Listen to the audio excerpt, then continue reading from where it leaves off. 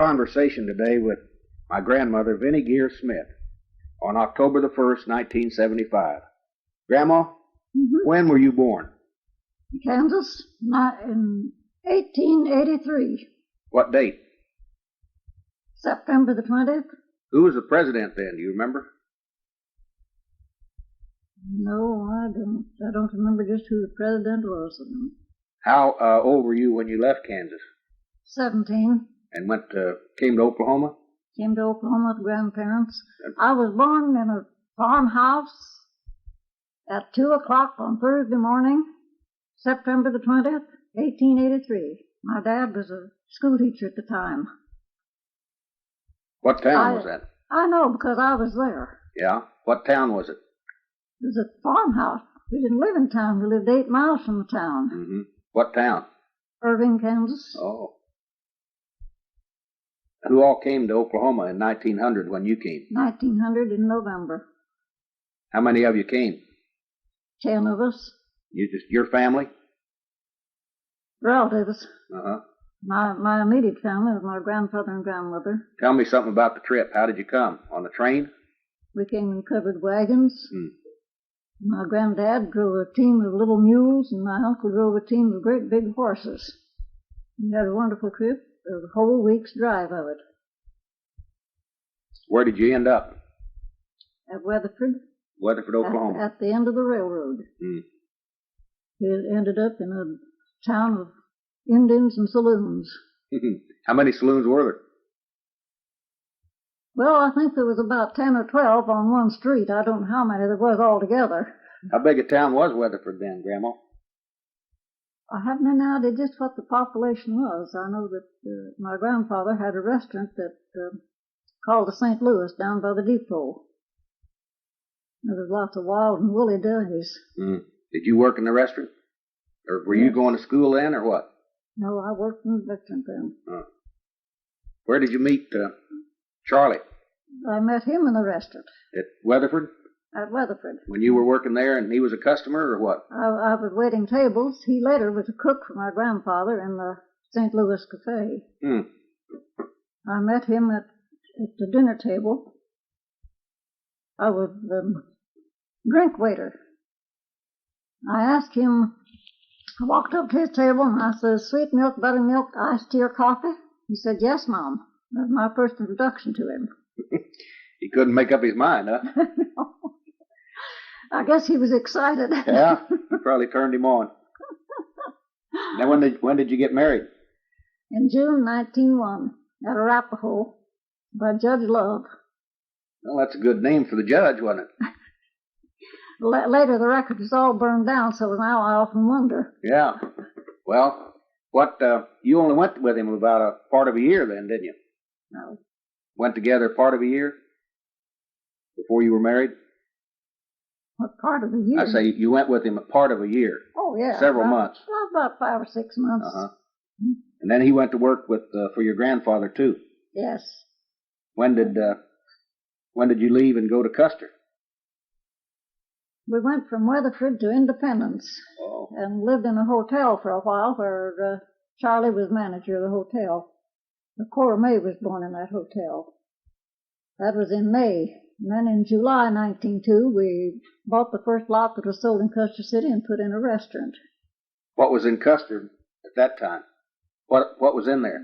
The Custer City farm was owned by a man named Oberle, and was sold in town lots. That was the Bessie line railroad that went through there. Mm-hmm.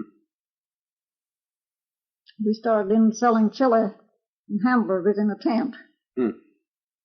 There weren't any other buildings in the town then, huh? No, there were no buildings whatsoever. In fact, it was mostly just corn shocks all over the place. Mm-hmm. Did you know the station agent there? I did at that time. That was Bert Talkington, wasn't it? Bert Talkington was the station agent later. Later on. Yeah. But when were your other children born? Can you remember those dates? Lola was born in Custer, and Frida was born in Custer. Carl was born in Ledy on the farm. This month. No, yeah, in October. Was he? October. What year was that? 1907, year this Oklahoma went into statehood. He was born about a month before Oklahoma became a state then, wasn't he? I think it became a state in November, didn't it? I believe so, yes. Yeah. Because there was twins born in that same year, and they called them Oklahoma. Storm boys. What were you doing up in Lady? Were you living there then, or just visiting? We lived there then. Charlie was in the restaurant in Lady, and I was out on the farm. Was he in business with George? Our homestead was there. Was he in business with George at Lady? Yes. They were together. And later he left and went back to Custer, huh? Yeah. They were going back to Custer and put in another cafe. I thought when I was a child growing up, when I got married and big, I was going to be so rich. I was going to throw away the dishes after every meal. I grew up, married a man that had a restaurant and didn't only wash dishes for our family, but for everybody's family. Well, that's the way most of our plans turn out, isn't it? Now you don't have to wash any, though. Well, that's true to say. Never say what you will do, because that's what you will do. That's true. That's true. Well, I often think about that, how we were in Custer and the gas line was put through there. Just shortly after it was put through, I baking pies as usual. I turned the oven on to get it hot while I was rolling out the pie crust. One day I jerked the oven door open and the pilot hadn't lit. Well, you can guess what happened. I blew the oven door off and blew my hair and eyebrows out. Charlie Smith came through there and he says, "What'd you do that for?" I says, "My Lord, do you think I done that a purpose?" Grandma, those 10 people that came down from Kansas and located in Weatherford, who were they and where did they go? My grandfather and uncle that came with us piled on places down south of Foss. The man that came down here with us, Robert Hale, he was killed in a storm at Foss in May 1902. He and Frank was, my Uncle Frank was working as stonemasons in Foss. And my granddad and Uncle Frank later moved to Arkansas. From Arkansas, they moved to Missouri. In 1910, they moved to Missouri from Arkansas. Aunt Jessie that was with us stayed in Arkansas, married Herman Strasburg. She later died a year ago. Aunt Eva went with the folks to Missouri. She married Albert Lynn. He was a photographer at Weatherford in early days. They had 4 children, 4 girls. She died later in Missouri. I guess Frank married in Missouri, and he and his wife and children are still there someplace. You don't know what town? Boonville. And your grandfather stayed in Weatherford? No. He went to Arkansas, too? He went to Arkansas. They just left you and Charlie? Yeah, they all moved off and left us. Then you went from Weatherford to Independence to Leedy? Yeah. To Custer? Independence to Custer in 1902, and from Custer in 1935, we went to Thomas, where we later put in a restaurant. You know what happened from then on. Yeah, but somebody listening to this tape doesn't. When was Lola born? 1903 in the tent in Custer City. Weren't many non-Indians around at that time, were there? 4. There was a child then. Lola was next. Frida was born in a dugout in Custer City in 1905. When you moved to Custer, you moved into a tent? Yes. And later built a dugout. Dugout is a hole in the ground that you use the dirt to build a wall above it, huh? Built in the side of the bank of a canyon. Yeah. Is it all underground? Was it all underground or part of it out of the ground? Oh, part of it was up And was that close to the present-day Main Street in Custer? No, quite a ways out. It was in the southwest part of Custer. There's nothing there anymore. We went by there. Frida wanted to see where she was born, but there was nothing left. See, that was in 1905. That's been a long time ago. 1905. Frida was born in 1905. Mm-hmm. And Frida and Lola and your other children went to school in Custer. Custer City. How did Lola happen to meet my father, Joe Emmerich? He was visiting there at the time with Talkingtons. And she met him there through them. She and Vera Talkington were Vera Wilson. She used to be Vera Talkington. They were great friends, and she met Joe through their acquaintance. Joe was such a likable fellow. Everybody liked him. Even his in-laws, after he got into the family, liked him. Well, that's a good recommendation. He must be like his grandson, Joe Emmerich, and his grandson is that way. Absolutely. And when they got married, where did they go? They lived in Custer quite a while, and they went from there to, where was that town west?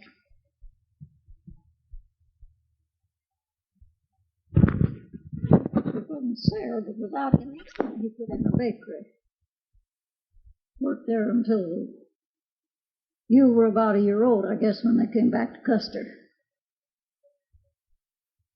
Then from there, Joe, Well, they went from Custer to Sayre or Elk City or somewhere, and he put in a bakery, and then they came back to Custer City. Yeah. That'd be about. Then later they went to Kansas City. And from there on to Maryland.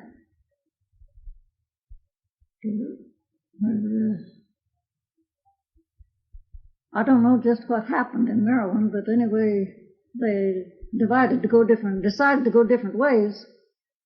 I guess Joe came back to Oklahoma, and Lola went to Pennsylvania to work. She was going to a beauty school at the time when she'd been working in a flower shop. I don't know how long she worked there. What year did she die? I think she died in 1931. 31. Mm-hmm.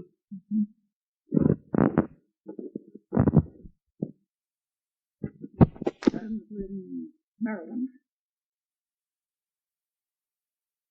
Well, my first memories are in Philadelphia, and then coming back to Oklahoma. And the first time I remember meeting my father was at your house in Custer, at the funeral. Yes. He took you then out on a trip around. He took you as far as Denver. And we tried to locate you because we wanted you back with us. And we finally located you in Denver, and Joe brought you back then to Custer. We kept you, it was a year or two. A couple of years, I think. I think you was there 2 years. You went to school there. I went there 1 year, I think, to school. Now I was there 2 summers. I remember I went to El Reno in the 4th grade. Yeah. Grandma, after my father brought me back to Custer, what happened to him? We never knew just where he went from there, but 5 years later, I got a letter from a lady in Indiana. She told me that her husband, Joe Emmerich, used to be my son-in-law. And she says, I want to know, is Lola still living? She says, I asked him, but says he's so evasive in his answers that I couldn't get much satisfaction. Says, if she is dead, I beg your pardon for bringing back memories. And if not, she says, I'd like to know. I answered her letter, and I said, you are right. I said, Joe is right. Lola is dead. And from now on, I hope you have all the happiness you can get. And that was the last I ever heard of him. I've often wondered myself. What part of Indiana was that? Do you remember? What town? Yes, I should remember. Well, there's been a lot of rumors about him in my lifetime. Fuzzy Harmon told Cale Corey one time that he saw him in California.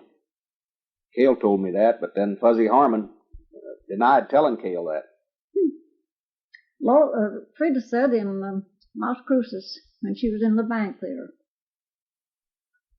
was and she said she often wondered if it was some relation to you, some fellow that had a bank account there with the name of Joe Emmerich. But she never knew whether it was some of your ancestors or who it was. What a wonderful guy who was well liked by everybody. What year was Carl born? You told me earlier what year Carl was born. He was born in 1907, you told me. Well, tell me about Carl. He was born in Dewey County, October the 17th, in a snowstorm, 1907. But he grew up in Custer, went to school in Custer. How old was he when he got married? He was married in 29. So how old would he be? 22. Married to Lena Aden at Clinton. Then they had that little boy, Sonny. He was killed when he was about 4 in an automobile accident. He was killed on the same day that Will Rogers and Wiley Post died, wasn't he? Same day. Carl and Lena were separated at that time. Yes. They were separated. She had later married. She was married then to, can't tell you what his name was. We always called him Andy Gump because he looked like him.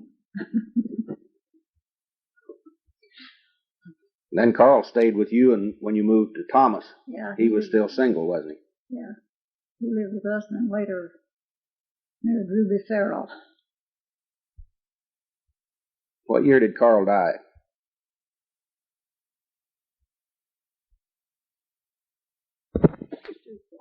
Five years ago? Mm-hmm. What about Eddie? Eddie was born in Custer. He was born in Custer City. What? Let's see, he would have been born about in 1920. 1921. 21. Mm-hmm. And was you born in 23? 24. 24? In Custer City. Yeah. And Eddie went to school in Custer until you moved to Thomas. Yeah. He was about 14 when he moved to Thomas, because he finished high school in Thomas. And he graduated from high school in Thomas and then went to Southwestern. Yes. At Weatherford. And there he went into service. Yeah. Went into the Navy and went into dental school and met his wife Peggy. In Dallas. Yeah. To Baylor. So now you have Cora and Frida and Eddie. That's all that's left. Yes. Cora's still with me and home. Frida's running around the country. She's my traveling daughter. Tell me something about your parents, Grandma. My father came to Kansas from Indiana with his parents. They later died in Hutchinson, Kansas.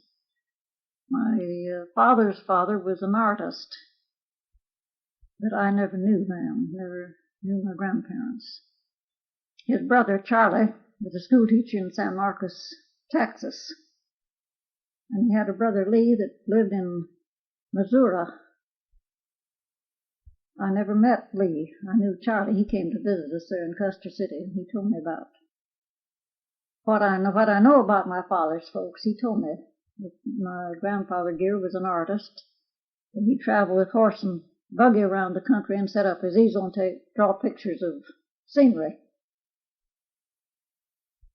What happened to your mother? She died. My mother? Your mother.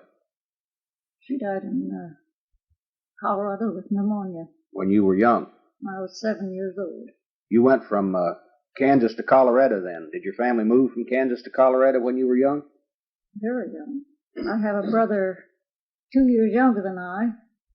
After my mother passed away when I was 7, my father put us on the train and shipped us back to Kansas to my grandparents. And your father stayed in Colorado? He stayed on in Colorado. He was teaching at Alamosa at the time. And he couldn't get away, and he wouldn't take the time to come in the summertime because he had to go to summer school. In those days, teachers didn't get traveling like they do now. So I never seen him anymore after she died. He lived 2 years longer. I was 9 when my father died. My brother later married a girl in Arkansas. They have one daughter, Vinnie. She lives in California at this time. I hear from her regularly. She was named after you. Mm-hmm. And she's awfully good about writing. My brother later died at her home 6 years ago. In California? In California. What was your mother's maiden name? Lena Cooper. Cooper. She was born in Iowa. My grandfather moved from Iowa to Kansas to a farm, a fruit farm in Kansas. I was awfully ignorant at that time. We lived 8 miles from town. It took a long time to drive to town and back. First time I went to town, the first I remember very much of, my aunt told me to go on in the store while she tied up the team in the back. I went around. It was in October. It was cold. I was standing outside shaking. She said, "Why didn't you go on in?" I said, "Well, I knocked and nobody came to the door." Boy, I was ignorant. How far did you go in school, Grandma? My first year in school was at the schoolhouse where my father taught, where he met my mother. I sat in the same desk that she sat in at Springside, Kansas, and he was teacher there. Of course, they were gone by that time, but that was the same school building and the same desk that she sat in. That's kind of a record, isn't it? Yeah. Did you finish high school? Never finished high school. Got through the 10th and couldn't make it on. Did you complete the 10th grade in Kansas? Well, in fact, I thought I knew everything when I got in the 10th. Well, most people in the 10th grade think that, too. You didn't go to school anymore when you came to Oklahoma? No, never went to school after I left Kansas and never finished high school. What about Charlie, my grandfather? How did his schooling go? No. He finished high school in Mankato, Kansas. That's as far as he got. Was he your age? Were you the same age? He was 4 years older than I. He was 4 years older than you. Mm-hmm. When did he play baseball? He played baseball in Kansas before he came to Oklahoma. Was that in Kansas City? In Kansas City with Kansas City. I believe they were called the Kansas City Blues. And then after he came to Oklahoma, he played with the Custer City team, with the Independence team, and Vinnie teams. Did they pay him for playing on those teams? Mm-hmm. Paid him money? No, they were just played for recreation. Oh, some in Thomas after he moved, but not much because he was getting past that age. How long were you aware of his heart condition, or how long did he have heart trouble? About 4 years that I knew that he had a heart. I don't mean that I knew he had a heart. I mean that he had a heart condition. Eddie and Carl, they never knew about it, did they? No. What he had was a leakage of the heart, and it was just a slow death. It wasn't like the heart attack or anything like that. His health got where he couldn't stand to be around people much. It'd bring on nervousness or something. I don't know. We were in the restaurant business about 2 years before. After he had this trouble, but he wouldn't work in front. He said it worried him to be around people, so that he'd take the kitchen part and always stick me up in front. But I kind of like the limelight anyway. Yeah. I always remember you being in them both places. Grandma, can you tell me something about the personalities of Lola and Frida and Carl and Eddie? They were not much alike. Eddie and Lola were more alike. And Cora and Frida were more alike. Well, what they know, nobody else knows. Oh, don't send that to Frida.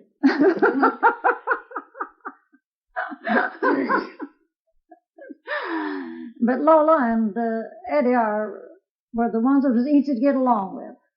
They were more considerate of other people's feelings. They would think more about things like that. But I don't know. I don't know why people think that children should all be alike. They're all personalities. Everyone is an individual. I guess you can see that in your children, that they're different in their attitudes and actions. Oh, yeah. Did they work in the cafe with you, or yes. Some of them did and some of them didn't, or? Lola and Frida did. They worked in there all the time. Of course, Eddie boarded there when he went to school. Eat the pie that we couldn't sell. Well, it didn't seem to do him any harm. And Carl was the one that always got the best of everything because he'd demand it. But Lola was the one that was outgoing and friendly with everybody she'd meet. Everybody liked Lola. And Frida was one that just what she was. She didn't care whether they liked her or not. She was Frida. But there was a big difference in two girls. Did they get along all right? Yeah. Did they get along with each other? Yeah, they got along fine together. They were pretty close together when they were home. When we went to Arkansas, when you was a baby, Carl took Eddie with us, and Frida stayed with you and your parents. She was in school then. She stayed there at Custer when we left. Yeah, Lola and Frida were awfully close. To be so opposite in their natures.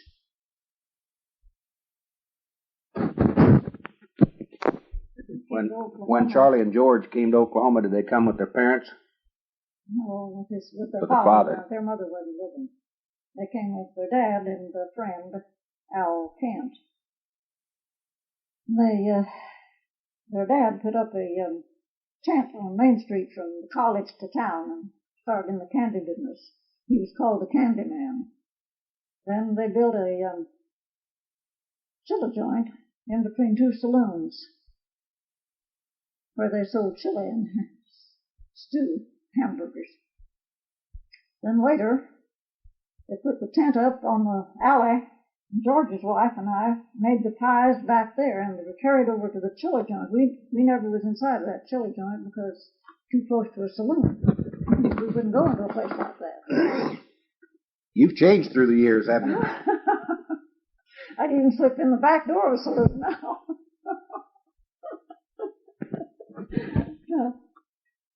No. So Charlie Smith's father was a candy maker, and I guess that's where George learned to be a candy maker. Candy, yeah. And Charlie, when Charlie used to make quite a bit of candy, but he never did go into it like George did. George would make candy around at different sales as he'd go. He always made that, what they call George Smith's taffy.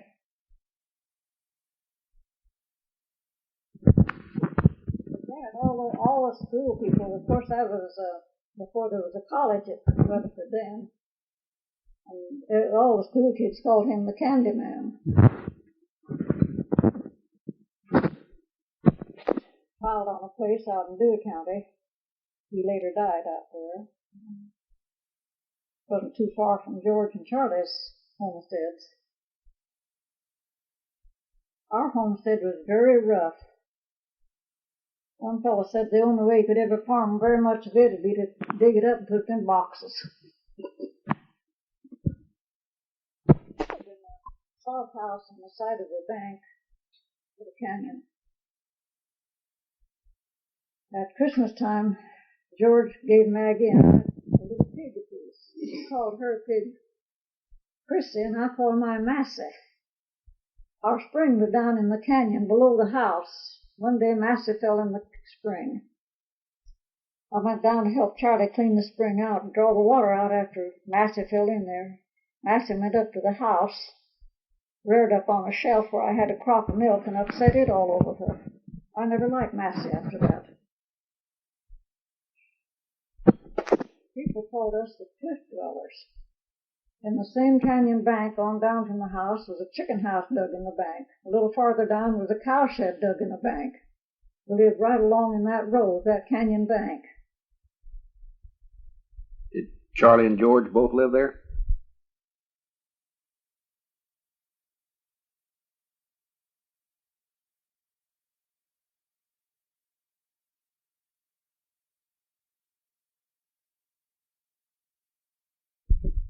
No, George's homestead was east of ours. They lived in a half dugout there, and Maggie was teaching school at a place they called Hillside School, a country school.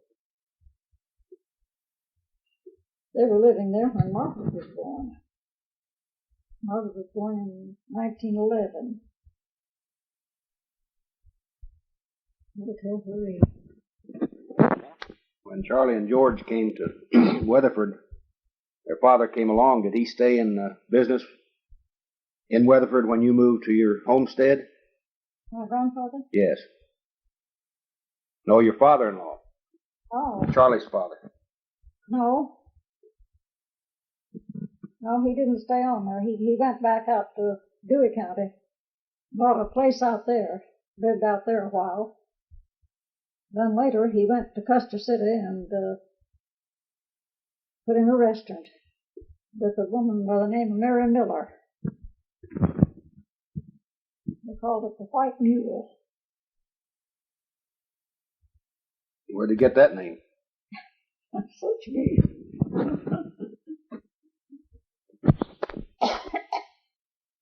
I guess it wasn't so bad, though, because the people that had the restaurant next to them was called the Greasy Spoon.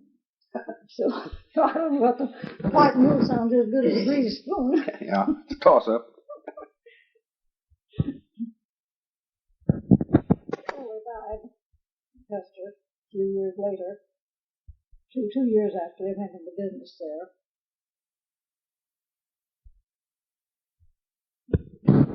Grandpa bought a farm north of Custer.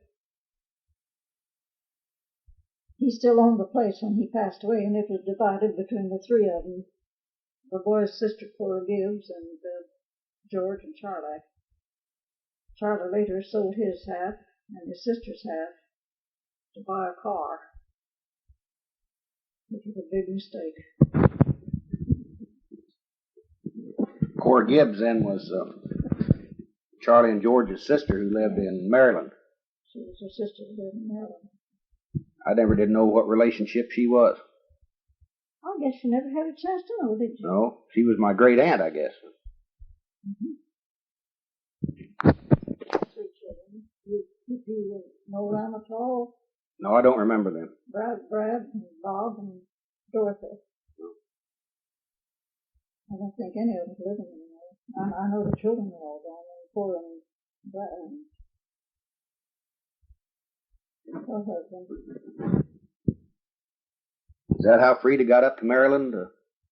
Because of them? Yes. She meet Floyd? When Frida graduated from high school, Roy sent her a ticket back to Maryland. He said he'd do that much for her graduation gift. There's where she met Floyd.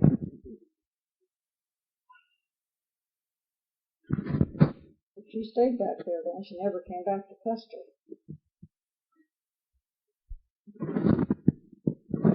There's a flower shop back there. And he was in the real estate business, and Frida went into office work there with him.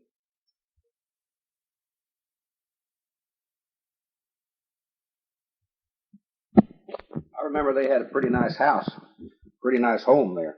It was a large place. They had a large basement in under. They had a good home there. He had an orchard too, where he sold a lot of apples and things from there. I went back there when. Do you remember when we came back then? No. Was that while I was there?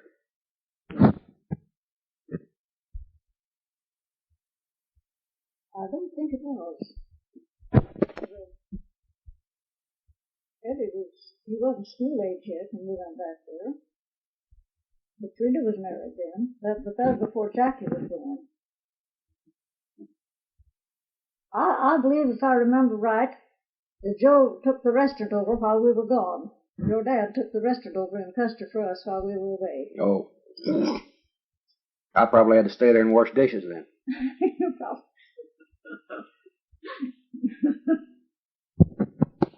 While we were there, we made a trip to Washington, D.C.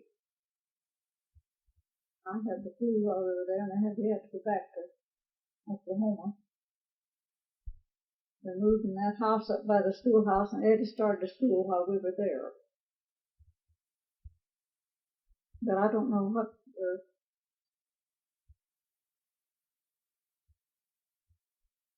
You must have went back to Maryland then.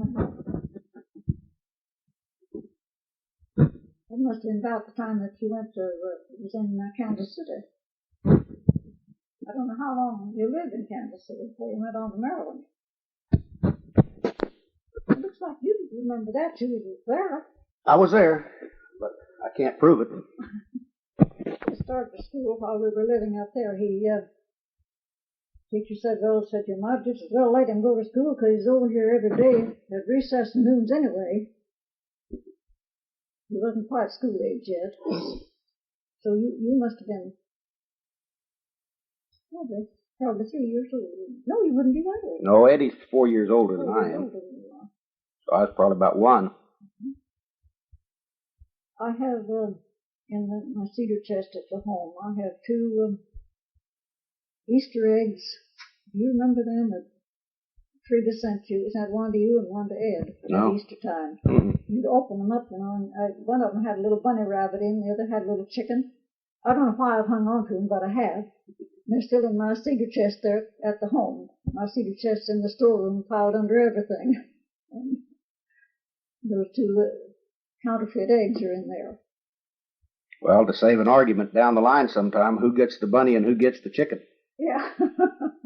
You have to make that decision.